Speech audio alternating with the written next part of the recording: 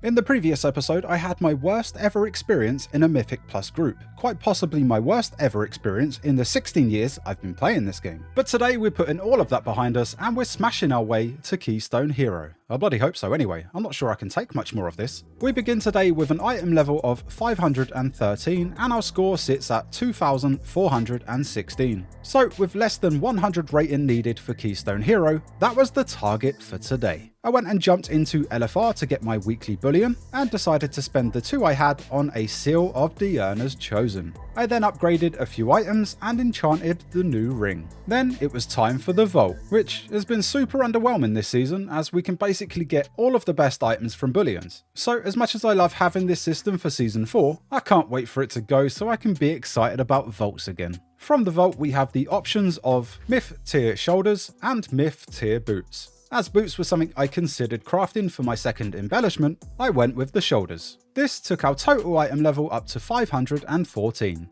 The dungeon priority for this week were Brackenhide Hollow, Nell Forest, Knockout Offensive and Halls of Infusion. And the affixes we have to deal with are Fortified, Incorporeal and Sanguine. Thankfully Incorp is something I'm actually pretty comfortable dealing with, which should make keys go a bit smoother. Sanguine however, man I hate that affix. The key I picked up this week was a Knockout Offensive +9, and that's what I decided to start with.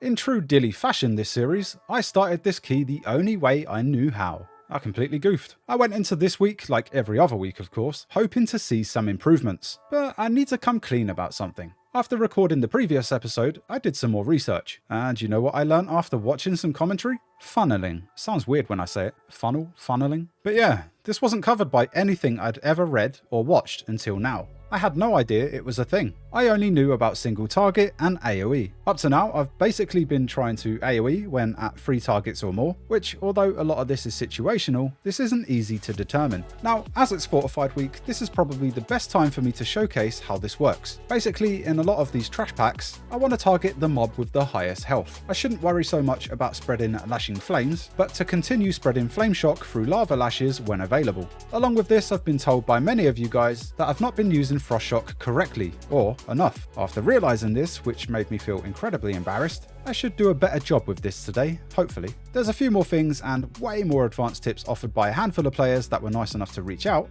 but that's all I'll mention for now. The first boss goes down just fine and we move on.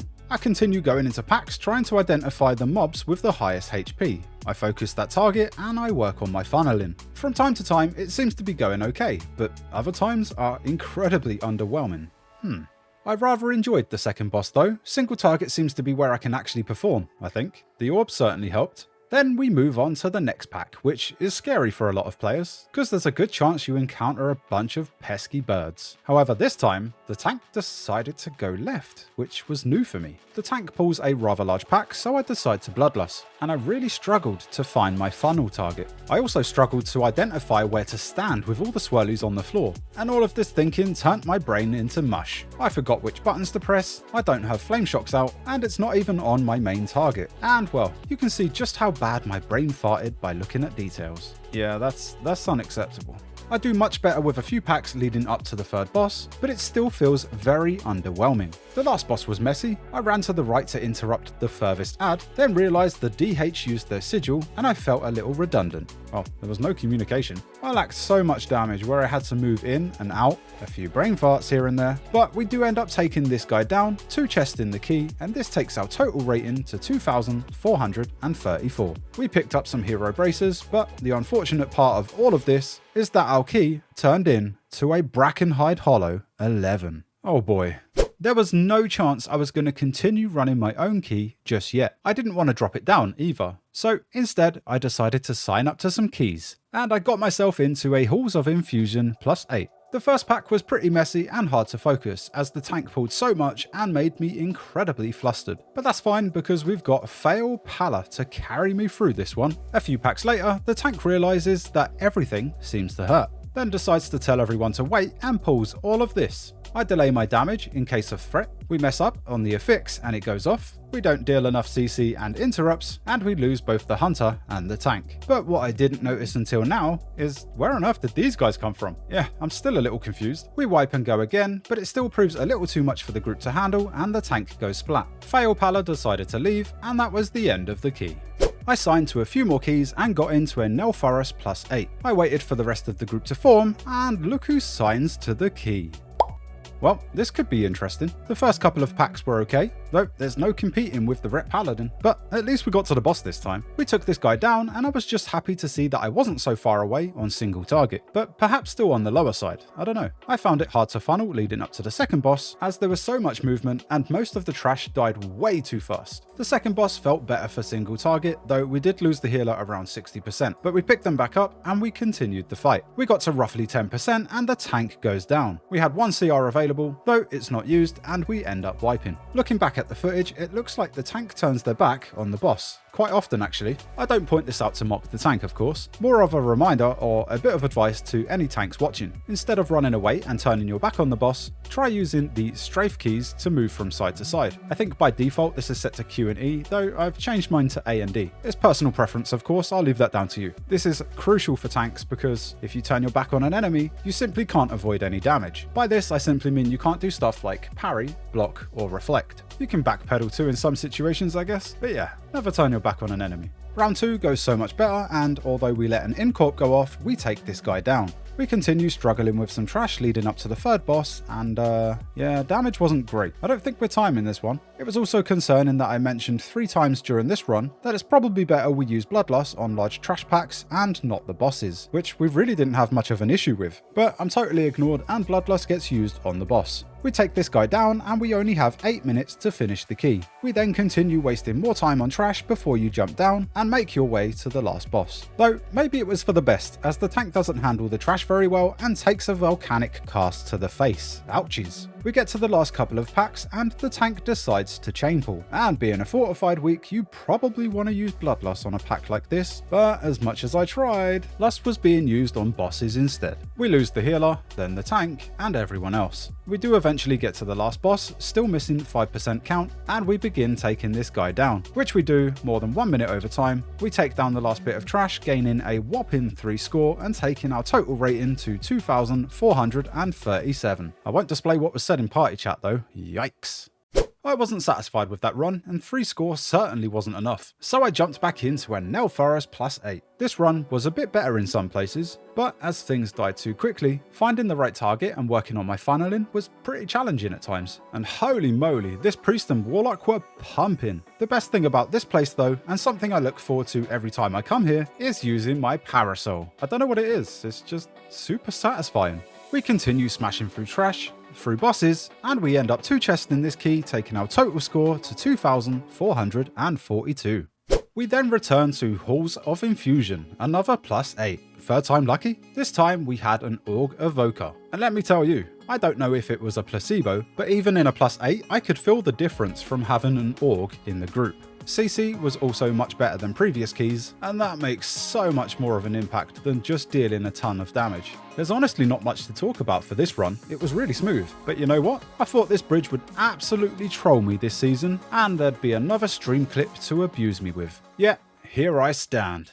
In Season 1 on the Blood DK, honestly no idea how it happened, but I managed to auto-run off of the bridge in Halls of Valor. In Season 2 I discovered the magical parasol toy, and this has become one of my favourite things in the game. I used this when I was jumping off of the cliff in Neltharian's lair. I just didn't realise it had a cast time. In Season 3 I got completely bamboozled by the orbs in Rise. I did this though.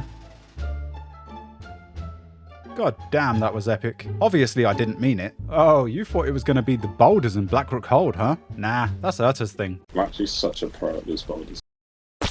What a geezer. But Season 4? Ah crap. Shut up, I don't want to hear it. No further deaths, we take this guy down, 2 chests in the key, and this takes our total score to 2,449. I had one more priority key left for score, so before I jumped into Brackenhide Hollow, I decided to upgrade some gear. I upgraded my Chromatic Essence to 528 and my Diurna's Chosen to 509. This took our total item level to 515. It was time to face my fears, face the one dungeon that has been a complete mess for me this season, and it was my own key. So I formed a group for Brackenhide Hollow 11 and we got going. This was it, time to achieve Keystone Hero. The fighters start fixating, but sadly my knock-up doesn't quite get them all and I'm forced to run. I managed to interrupt the War Scourge on the way though. The second cage was an absolute disaster. I turn to get one of the Incorps and the DH snipes it. I then turn my attention to the other one, but sadly it goes off and myself and the healer go down. We start running back, the DH is running towards the exit, and yeah, it was obvious, right? Oh well, that was a quick one. So we return with a new group of heroes, this time at a +10, and with an Auguvoker. This one starts off a little better. There's a slight improvement in my damage, though that's probably because of the Auguvoker. I'm still just looking to funnel everything into single target at this point, so I'm probably playing this very poorly. And as we have a priest, most groups skip it. Oh wait, never mind. Yeah, that was ouchies. We get to the first boss and this one starts off really well. The damage was decent even though I derped with most of the rotation. Boy, it sucks when you have to kite though, but we take this guy down with very little issue and we move on. And then we get to the next lot of trash and oh man, I hate this on the Shaman. I got excited with the amount of trash. I targeted the Oak, but not only did I become overwhelmed and brain fart, funneling was absolutely awful for me here, as everything just melted. Perhaps in situations like this, I should just try and chain lightning instead. This continues for the next couple of packs, movement is an issue at times, and although it's not looking amazing on time, I still think it's very doable. However, I think the tank disagrees and goes offline. After that, I decided to look for anything that would give me just that little bit of score and edge me closer towards Keystone Hero. And this key was an Agile Vaults +10. My current fortified for Agile Vaults was only an 8, so I didn't expect much score from this place if we timed it. The first pack got absolutely destroyed. I chose to favour CC and used my stun totem, and then I used my knock-up. Though, thinking about it, I probably shouldn't have gone with the talent that turns this into a knock-up instead of pushing them away. I mean, it's a Sanguine week after all, right? Yeah, that could be useful. I was better with the second pack. I got a little deaded though. The third pack was pretty awful and I didn't know how to play it as a melee. It's not something I'm used to as the majority of my groups usually skip this. Things didn't go to plan and we wiped. Good start, right? The first boss was a little messy, but we managed. The second boss is annoying at times, but we managed this one just fine too. The frog run though, man, this is just crazy hectic. I miss my rep paladin right now. The third boss wasn't an issue, and now we only have the final boss standing in our way with 9 minutes remaining. I tunnel and let one of the Incorps go off. Well, I guess we all did, but I blame myself. The crystals are really the only thing to worry about here, other than some of the affixes like the Incorp. Man, they do a great job hiding during this encounter. But it proves no match for this group as we time this key, picking up another portal and taking our total score to 2,483. With a Brackenhide 5 for my fortified week, this had to be the last key for score, and anything over a 7 would probably give me enough score for Keystone Hero, surely. But I wanted to end in style. I wanted to smash this place and end with a portal. So I got into a +10 and we began. It was late, I was super tired, but I was determined to get this place done. Just like every other start to this place, I struggled to get going. I pull some damage back and we take down the first boss. The tank decides to take the middle route, which I'm not a massive fan of. It doesn't go as smooth as it could have, but the team are doing a great job with everything going on. We take down Treemouth and we have 16 minutes remaining. We start making our way to the third boss, but we skip the War Scourge this time. The third boss goes down and now we have 12 minutes remaining. Was this it? Is this the run? We melt the trash leading up to the cave. We destroy everything inside the cave. And now we have 8 minutes to take this guy down and finally achieve Keystone Hero. And although it's been tough getting here on the Shaman, it's incredible to see just how far I've come as a player from 0 experience in Season 1 to where I am now.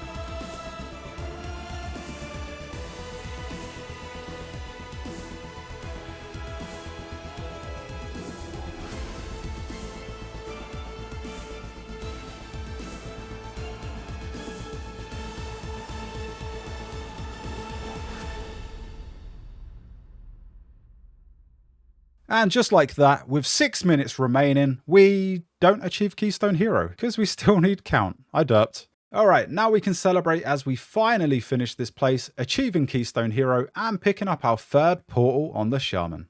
Yikes, what a challenge this was. But I'm really not happy with my performance on the Shaman, and playing this spec one day a week isn't enough for my muscle memory to really stick. Though I'm super determined to get this guy to 3k. So if you want to watch me continue this journey, then I guess you'll have to stop by when I'm live over on Twitch. And if you've enjoyed the series so far and the pain I've gone through this season, then a like would be much appreciated. I just want to say a massive thank you to everyone for the incredible support. The past 16 months has been life-changing. You've all allowed me to turn a hobby into a career, and it's honestly a dream come true. Am I going to continue creating this challenge series in the War Within? Hell yeah, so strap in, because it's gonna be epic.